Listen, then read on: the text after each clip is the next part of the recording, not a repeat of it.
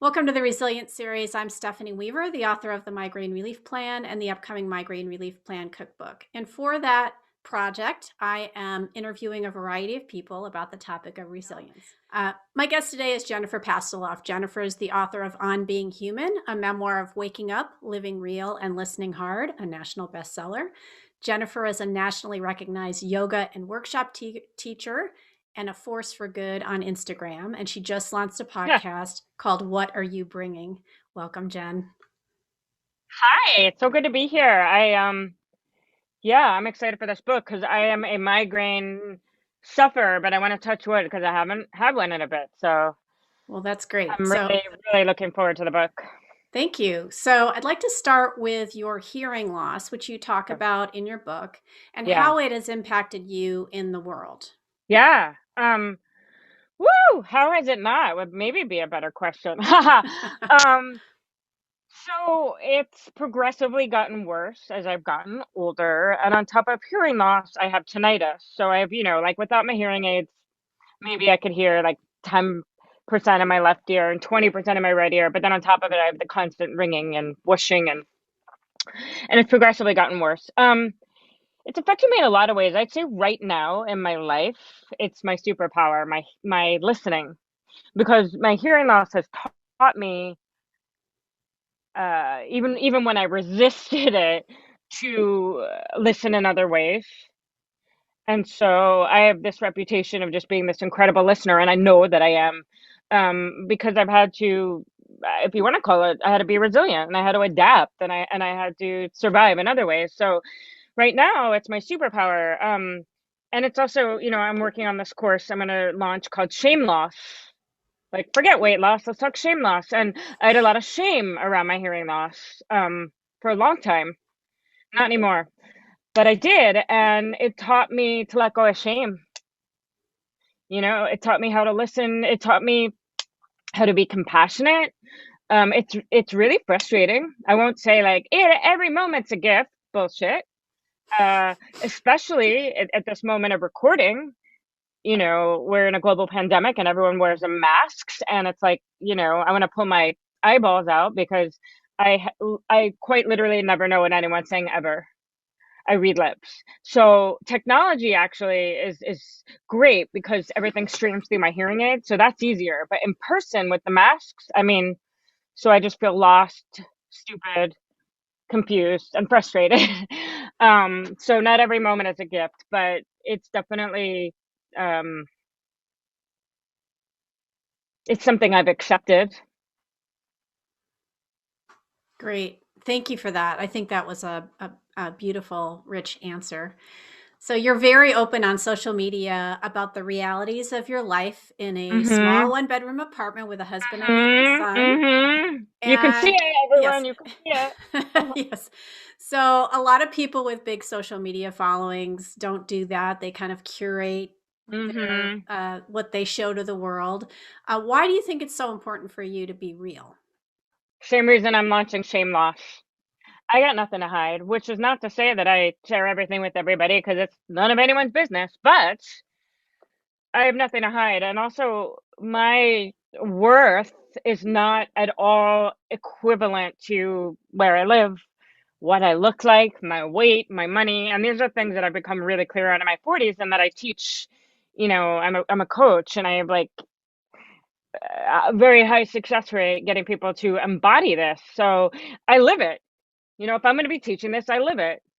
Um, so much of that fear, the reason is, besides like people who are just private, great, you know, perfect. But I think the major reason that people would say that is because what will they think?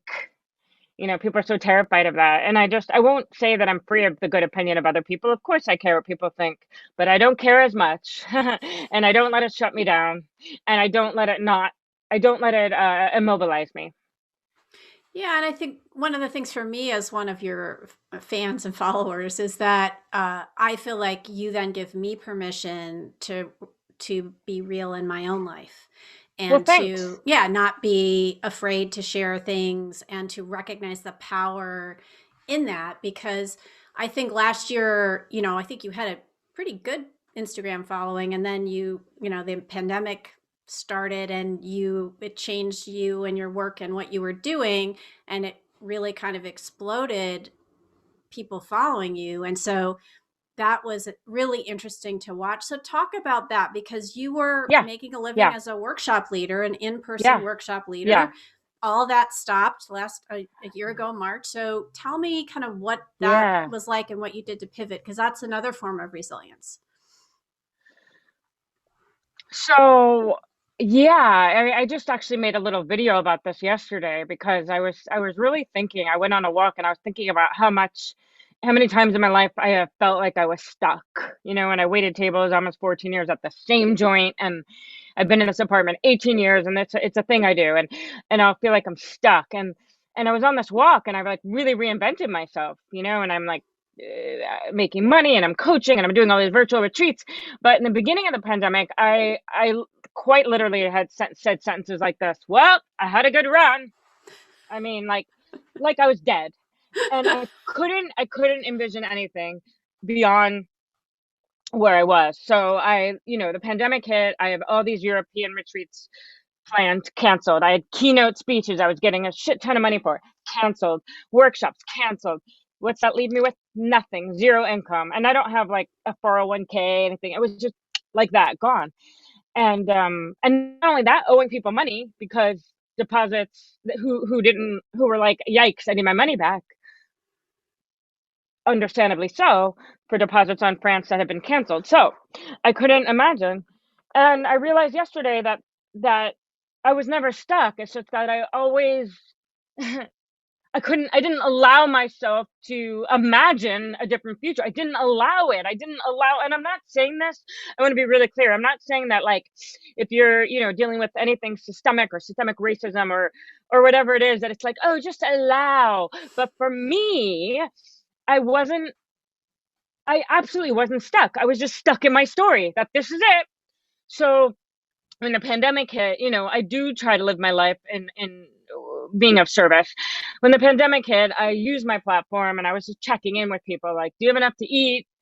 How are you? Are you all right? And essentially people were like, no, I can't afford diapers and chicken. And so I use my platform to raise a lot of money to feed people by doing these Instagram lives with predominantly celebrities. And then people would donate. And then a woman named Dana, partnered with me, and we had a team of volunteers, would send people $100 to get groceries.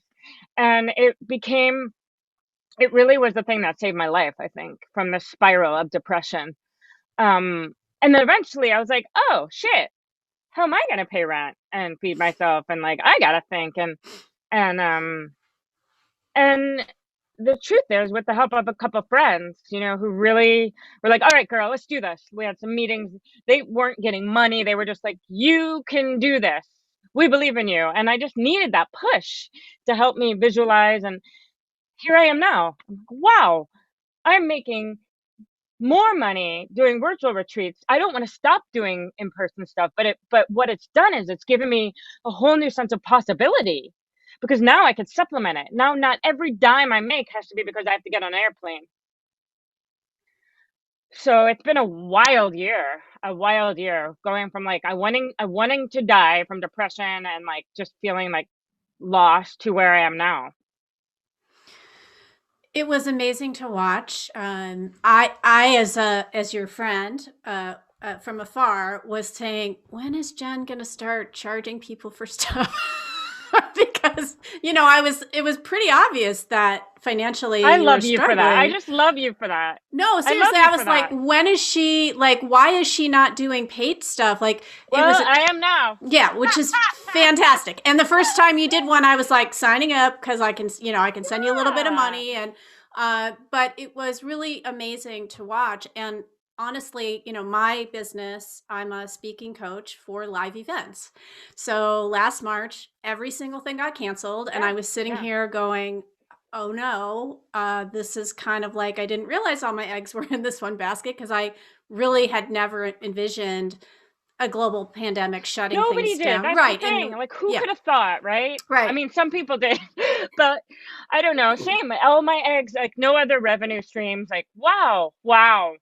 Yeah, yeah. So, you know, within a week, I said to my husband, we've got to put up a virtual conferences, virtual coaching page Yeah, because I'm going to just be in trouble if we don't do that. And it took a while because everybody was trying to figure out, was their fall conference going to be in person or was it going to be virtual? And, you know, so there yeah. was, it was kind of scary, but I think one of the reasons that I wanted to talk to you especially is because, you know, whenever we have like a physical challenge, like you've been really open about how the pandemic impacted you because of the masks and, you know, promoting the masks that have the clear, you know, space so people who read lips can see what people are saying, and it just brought awareness to me about that. But it also, that's a form of resilience, being able to pivot and being able to say, and even just your work with, you know, when you became a yoga teacher, and I haven't been to one of your in-person workshops. I have friends who have, and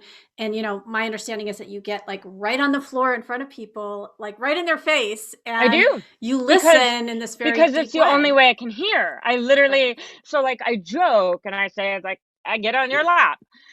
Um and you have to understand when when it first hit and everything got canceled, I was terrified too because I thought, "Oh, this is it for me." I mean, I have to get in close to people's faces like and a big part of my work is people touching and hugging and I'm like, "Ah, that's why I was like I had a good run." Um Yeah, in person, I love that. I love that the awkwardness and the beautifulness of like getting really close to so people know they're heard. Right. That's not why I do it. I do it because I have to, but the side effect Right. is that they feel like, wow, she's really with me. Right. And I think that that has to feel profound because there's so much disconnection. It really does. It Yeah. does. And that's why I'm like, it's a miracle I get paid to do what I do. How do I get paid to do this work I love so much? And two things at once. It's also incredibly exhausting because, well, A, the emotional energy, but on a very literal level, I have to work really, really, really hard to hear, even with my hearing aids. Not as much, again, not as much on technology, which is why who'd have thought it, but I almost prefer Zoom because I can hear better. So anyway, yeah, I get so tired. I would be like doing these retreats and it's like the exertion I use to have to hear, I'm gonna pass out after. And so doing that all the time, it's exhausting Yeah. I think physically. one of the things that I've seen with the disability advocates is, you know, this, how wonderful everyone has felt in terms of having now access, and that the hope is that that access is not going to overnight go away because now people are like, see, we can work from home, see, we don't have to Hmm. work 9 to 5, see, we can do virtual meetings and I mean, I work. think, Yeah, and the hope is that that is the case because I had to build a business from my home because of my chronic conditions. I wasn't able to travel and do workshops because it was too hard on my body. yeah, So it's just been really interesting to see, and I do hope, you know, this is a plea for everyone to continue to embrace, if you're an employer, to recognize that yes, people can work from home and they can have staggered hours and they can be productive, but not in the way it used to look in a yeah. cubicle with everybody I being think there. that's it's happening. You could see it. I mean, the unfortunate thing is I think most of us are not, we don't have a lot of boundaries around our own time. So people are like, yes, I'll say yes to 10 Zoom meetings and then we're like working actually more. But I do think it's going to shift a lot in the way we show up to work and offices and I hope. I hope so too. I hope so too. So I want to switch gears just a little bit and talk a bit about one of the concepts in your book, which was beauty hunting. And I Hmm. had read your book in the summer of 2019, and right before I went to Chicago for this conference that I work on. And I just wanted to tell you this story and then have you talk about beauty hunting because what happened for me was I had all these things scheduled in this day, and then one by one, all these things canceled. And so instead of having all these things to do, I was on the near north side of Chicago and I had this big open space. And I could have just said, all right, well, I'll just get an Uber and go back to the hotel and work. And I think because I had just read your book, I thought, you know what I'd really love to do? I'd really love to walk over to the lakefront and walk down the lakefront back to my hotel. And so I gave myself 45 minutes or an hour. It was a beautiful day. It was really warm. So then I ended up walking, like, took my shoes off and walked actually in the water. And I sat for So a cool. while and I just listened to the little waves. And it was something that I'm not sure if I would have given myself permission to do that if I hadn't read your book. So I just wanted to thank you because that was really special. So tell us about beauty hunting. How did you come up with Yeah, that concept and like what does it mean to you? it's a spiritual practice, and it's a way of life. It's a way of being in the world, you know. It's very easy, at least it is for me, and I think probably most people, to walk around and look for things to be irritated and annoyed and frustrated by. And I don't want to live like that. You know, that's not to say I don't get irritated, annoyed, and frustrated. I do. I'm human. But I'd rather, train myself, make it a habit to constantly be looking toward the beauty, for the beauty, orient myself to the beauty. And that means that sometimes you have to look harder and reevaluate, redefine, completely change what you thought beauty is and was and does. Um, for me, it's a way of being present. It anchors me to being here, to stopping. Okay, what are five beautiful things right here, right now? Okay, right. My husband bringing my coffee in this morning, and like, oh, okay, I'm here again, instead of floating away into the past or obsessing on the future. And it brings me back to the now. It's a way of noticing, of being mindful. Um, and it's just how I want to live my life, being awestruck, being humbled by beauty. I don't ever want to be like, I've seen a sunset, seen one, seen them all, you know. And I just think it's so easy to miss things in life. And so if we keep looking and train ourselves, like really make it a habit. And when we're talking to people, I envision, okay, when we hang up, I'm gonna have to send Stephanie a note with five beautiful things. And I don't always do it, but I pretend that way I'm like searching for them as I'm talking to you. It's such a great practice. Instead of being like, I'm hungry. What time is it? Her hair is weird. Her apartment looks messy. You know what I mean? Yes. Yes. Thank you for defining that for us. And how do you define resilience? What does resilience look like in your life? Not dying.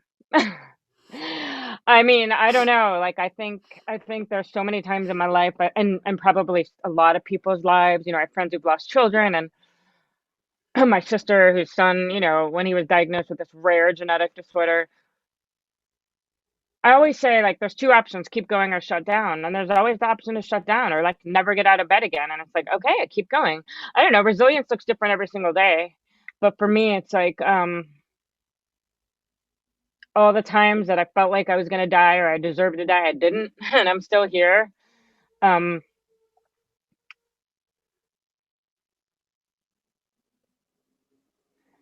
it's allowing. I'm really big on the word allow right now. It's allowing yourself permission to change,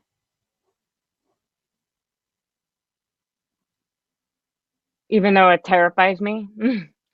But I think the first answer that I answered from my gut really is like, it's not. It's just still being here. It's breathing. You're here. You're alive. You did it. Great. Well done. Yeah, I'm laughing, but I'm also like, it's Well, I think profound there's what a. you're saying. Yeah. I actually think it is. Yeah. I think that people are like, oh my God, I, what have I done? I mean, that's why I have done love is so important to me. It's like, when I get to the end of my life and I ask one final, what have I done? Let my answer be, I have done love. But people, myself included, sometimes feel like, oh, am I making a difference? And what have I done? And oh my God, it's like, yeah, you're doing great. You're here. You're breathing. Um, Resilience really, I think, also is like all the times in life that you could have died or shut down or whatever it is, you didn't, and you're still here. but it's not so much about the outcome. It's like, and then look, you produced a book. I don't give a shit about that. I mean, it's great, but it's more like, okay, the other alternative would have been to not keep going, whatever that looks like. Yeah. So, my last question for everyone is, what are some of your self care resilient strategies? Yeah. Well, um, lately I wake up and I don't sleep with my cell phone in my bedroom anymore, so that it is not the last thing and the first thing I do. And that's been a game changer. And I start my day with silence, at least 5 minutes of silence, and with a prayer, if you want to think of it like a meditation that I've generated from my own body, starting with May I Remember, do it every single day. I usually start every day with coffee, but 3 weeks ago I started drinking lemon water first, and that's been really great and like really new for me and feels kind of woo, but I love it. And then I have my coffee. Um, the the biggest one for me actually though is the cell phone not in my room, because I noticed like it was the last thing and the first thing, and so it's like I marinate in my subconscious all night about what the heck I just looked at, and it's like this addiction. And so that's a really big thing. Oh, and the migraine thing is really real. I actually just went and had an MRI. But I've been doing acupuncture and cupping, and it's like a non-negotiable for me.